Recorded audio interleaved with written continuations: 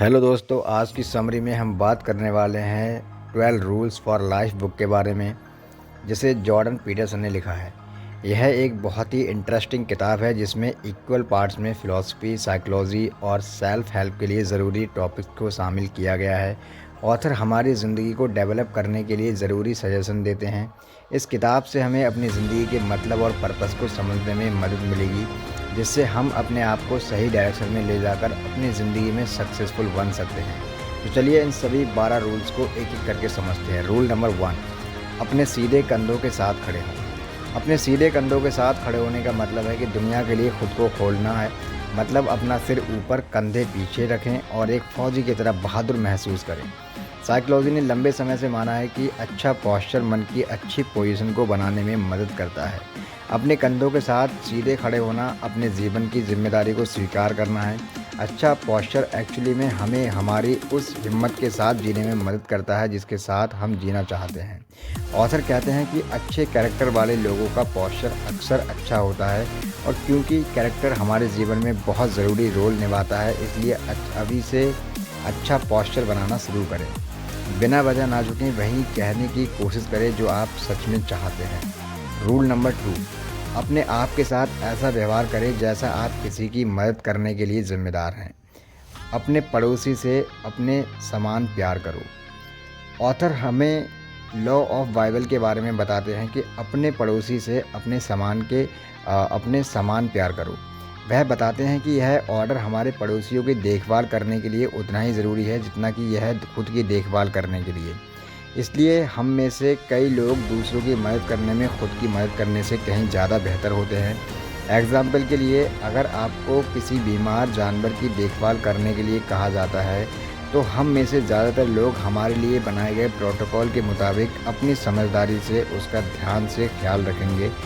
जानवर को जानवरों के डॉक्टर के पास ही ले जाएंगे, वहाँ पर मौजूद रहेंगे और जानवरों की ज़रूरतों की देखभाल के लिए हर संभव कोशिश करेंगे। लेकिन जब अपनी ज़रूरतों की बात आती है तो कई लोग काफ़ी अटेंटिव हो जाते हैं। स्टडीज़ से पता चलता है कि 20% से 30% इलाज के नुस्खे कभी नहीं अपनाए जाते हैं, और पुरानी बीमारी वाले लोगों को दी जाने वाली 50% दवा डॉक्टर के बताने के अकॉर्डिंग नहीं ली जाती है। ऑथर इस बारे में कहते हैं कि हम सभी रिस्पेक्टेड लाइफस्टाइल डिज़र्व करते हैं। आप बाकी लोगों के लिए जितने ज़रूरी हैं उतने ही खुद के लिए भी हैं। इसलिए दूसरों के साथ साथ आप अपना भी ख्याल रखें, क्योंकि यह आपकी मॉरल रिस्पॉन्सिबिलिटी है। रूल नंबर 3, ऐसे लोगों से दोस्ती करें जो आपके लिए अच्छा चाहते हैं। इसमें ऑथर हमारी लाइफ में अच्छाई या बुराई के लिए ज़िम्मेदार दोस्ती की इनक्रेडिबल शक्ति के बारे में बताते हैं।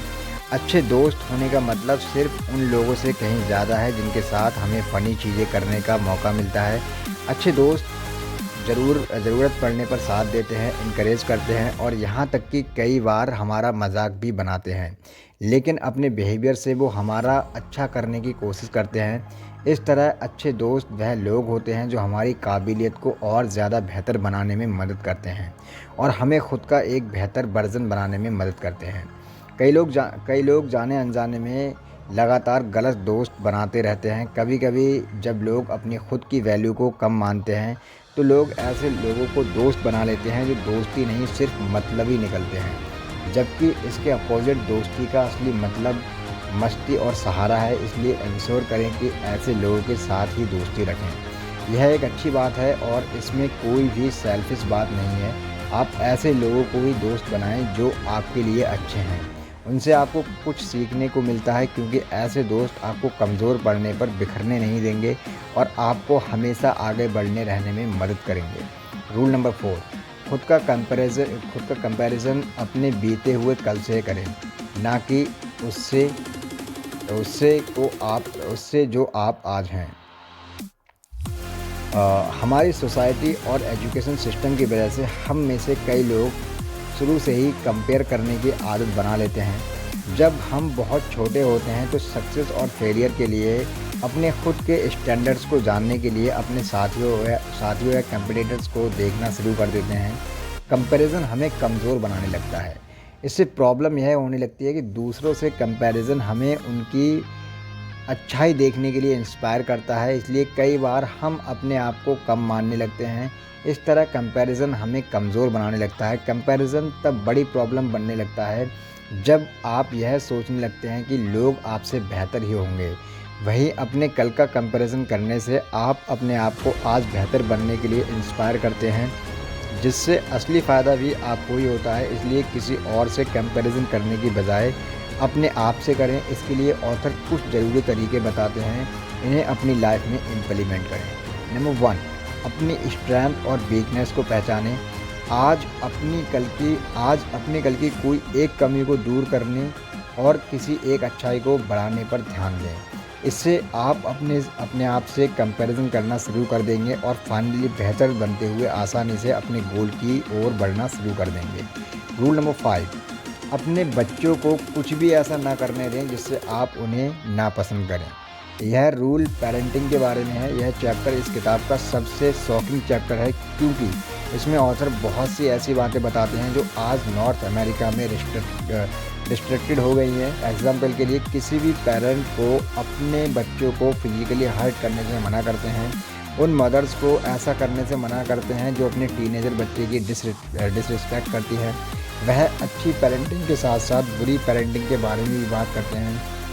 अच्छी पेरेंटिंग का मतलब दोनों पेरेंट्स बच्चों को पाले, और बुरी पेरेंटिंग में कोई एक पार्टनर दूसरे पार्टनर पर बच्चे को पालने की पूरी जिम्मेदारी डाल देता है। वह सजेस्ट करते हैं कि ऐसे लोग अच्छी पेरेंटिंग करें ताकि सोसाइटी में पॉजिटिव योगदान देने वाले इंसानों की पेरेंटिंग अच्छी तरह से हो सके। ऑथर माता पिता को डिसिप्लिन बनाने के लिए एनकरेज करते हैं ताकि वो बच्चों को भी अच्छी तरह डिसिप्लिन बिहेव करना सिखाएं। इसके अलावा वो कहते हैं कि माता पिता को दयालु और देखभाल करने वाला तो होना ही चाहिए। अगर आप अपने बच्चों को दूसरों के सामने डिसरिस्पेक्ट करेंगे तो बाकी लोग भी उनसे वैसा व्यवहार करने की कोशिश करेंगे जो शायद आपको अच्छा ना लगे। इसलिए सभी पेरेंट्स को इस बात को समझना चाहिए कि अगर आप अपने बच्चों को दूसरों के सामने डिसरिस्पेक्ट करेंगे तो बाकी लोग भी उनसे वैसा व्यवहार करने की कोशिश करेंगे जो शायद आपको अच्छा ना लगे। इसलिए अपने बच्चों के सिर्फ पेरेंट बनने के साथ साथ अच्छे दोस्त बने और एक टीचर बनने की कोशिश करें। रूल नंबर 6, दुनिया की बुराई करने से पहले अपने घर को सही करें। ऑथर इस चैप्टर के ज़रिए बताते हैं कि कुछ लोगों के लिए जीवन में सच में बहुत मुश्किल है।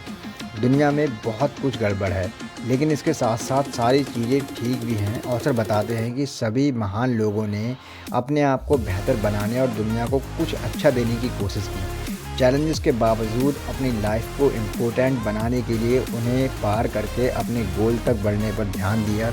इसलिए हमें भी उस तरह बनने के लिए ऐसा ही करना चाहिए। इसके लिए इन ज़रूरी टिप्स को अपनाएं। नंबर 1, अपने काम की जिम्मेदारी लें। नंबर 2, और अपने डिस्ट्रक्टिव आदतों को सपोर्टिव आदतों से बदल दें। जो काम आपको गलत लगता है उसे अभी से करना बंद कर दें और अच्छे काम को करें, चाहे वो छोटा या अच्छा काम हो या बड़ा काम हो। रूल नंबर 7, जो मीनिंगफुल है उसे फॉलो करें। इस चैप्टर में ऑथर कहते हैं कि दुख का सामना करने के लिए अक्सर खुशी का रास्ता ढूंढने के लिए सबसे आसान रास्ते की तलाश करते हैं। कई बार यह रास्ता सही होता है, लेकिन कई बार गलत। इसलिए ऐसी सिचुएशन में वो करें जो सही हो और जिसे करने से आपको अंदरूनी खुशी और सेटिस्फैक्शन का एहसास हो। इससे आप सही काम करते हुए अपनी प्रॉब्लम को सॉल्व कर सकेंगे। जीवन में खुशी और किसी गोल तक पहुंचने का रास्ता है सैक्रिफाइस भविष्य को बेहतर बनाता है। इसलिए दूसरों की खुशी और अपने गोल के लिए ज़रूरी सैक्रिफाइस करने से घबराएं नहीं, क्योंकि भले ही सही चीज़ें शुरू करने में मुश्किल लगें, लेकिन वो जीवन को काफ़ी खुशहाल और आसान बना देती हैं। रूल नंबर 8, सच बोलें या कम से कम झूठ ना बोलें। यह चैप्टर ऑथर के अपने स्कूल में क्लिनिकल साइकोलॉजी की स्टडी करते समय शुरू होता है, जब एक यंग पेशेंट ने उनसे एक सवाल पूछा जिसका जवाब वह नहीं देना चाहते थे, क्योंकि उससे उस पेशेंट की भावनाओं को ठेस पहुंच सकती थी। ऑथर झूठ बोलना नहीं चाह रहे थे और सच बताने से पेशेंट दुखी हो सकता था। इसलिए उन्होंने एक तरीका सोचा और जितना सच ज़रूरी था उतना बता दिया, फिर उनकी अच्छाइयों के बारे में बात करने लगे। इससे पेशेंट को जवाब भी मिल गया और ऑथर ने सच्चाई के साथ अपनी बात भी कह दी। ज़्यादातर लोग कई बार अपने आप से छोटे छोटे झूठ बोलते हैं और एक्चुअल में ज़्यादातर समय हम शायद यह महसूस भी नहीं करते या स्वीकार नहीं करते हैं कि हम ऐसा कर रहे हैं। लेकिन सबसे ख़राब झूठ वही होता है जो हम अपने आप से कहें लेकिन स्वीकार ना करें, क्योंकि अपने आप से कहें लेकिन स्वीकार ना करें, क्योंकि बेईमानी हमारे और दूसरों के लिए बहुत नुकसानदायक होती है। जब हम झूठ बोलते हैं तो अनजाने में हम अपने कैरेक्टर को कमज़ोर बना रहे होते हैं। इसलिए अपने कैरेक्टर को मजबूत बनाने के लिए सबसे पहले सच को पहचानें, स्वीकार करें और बोलना शुरू करें। इसकी शुरुआत अपने आप से करें, क्योंकि हम किसी और की सुनने से ज़्यादा अपने आप की बातें सुनते हैं, अपने आप से बातें करते हैं। इसलिए झूठ कम से कम ही बोलें और कोशिश करें हमेशा सच बोलें। रूल नंबर 9, मान लें कि जिस इंसान को आप सुन रहे हैं वह कुछ ऐसा जानता है जो आप नहीं जानते हैं। इसमें ऑथर एक्चुअल बातचीत के बीच ज़रूरी अंतर के बारे में बताते हैं। अच्छी बातचीत वो होती है जब आप दूसरे से बात करते समय टू वे कन्वर्सेशन करते हैं। एक्सप्रेशन को इस्तेमाल करें और इसके साथ साथ दूसरे इंसान को सुनने और समझने की कोशिश भी करें। दोस्तों, किसी भी अच्छे रिश्ते को चलाने के लिए दिल और व्यवहार से ईमानदार रहना ज़रूरी होता है। इसलिए अपनी बात को दूसरों के बीच वैल्यूएबल बनाने के लिए इस तरीके का इस्तेमाल करें।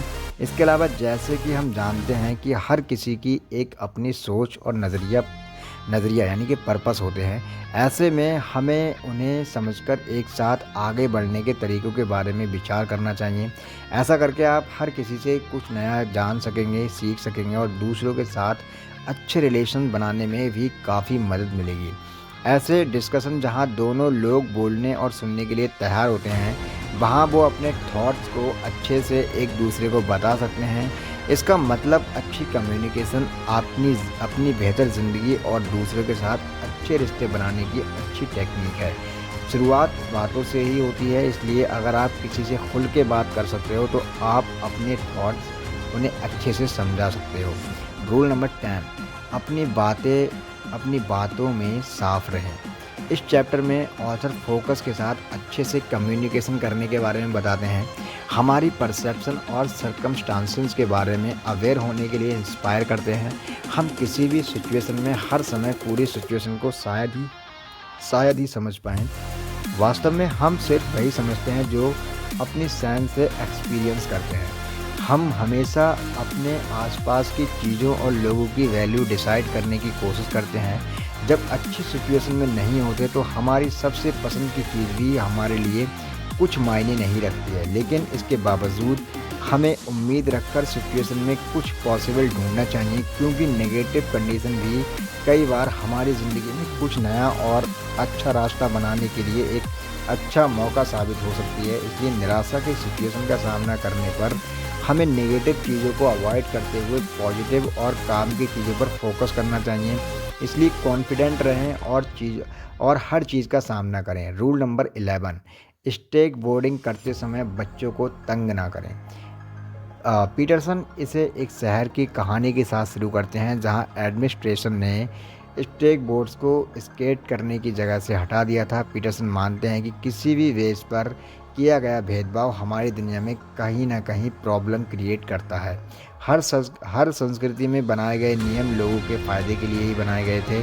इसलिए किसी भी लिंग या जाति जैसे मुद्दों पर वेस्ट नियम को ख़त्म करके समानता वाले नियम बनाने चाहिए जो काबिलियत को प्राथमिकता दें, क्योंकि बिना मुकाबला किए आप फैसला नहीं कर सकते हैं कि कोई कितना ताकतवर है। क्योंकि लिंग या जाति से बनाए गए नियम नाइंसाफ़ी करते हैं, चाहे वो किसी के साथ भी हों।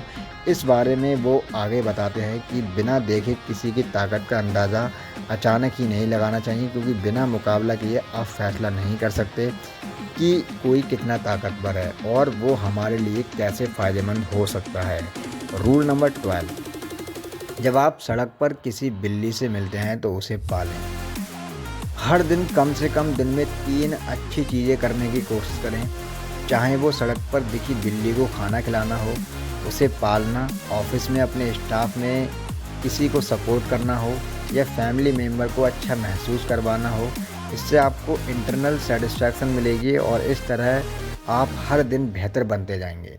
तो दोस्तों अब हम इस कंक्लूज़न पे आते हैं।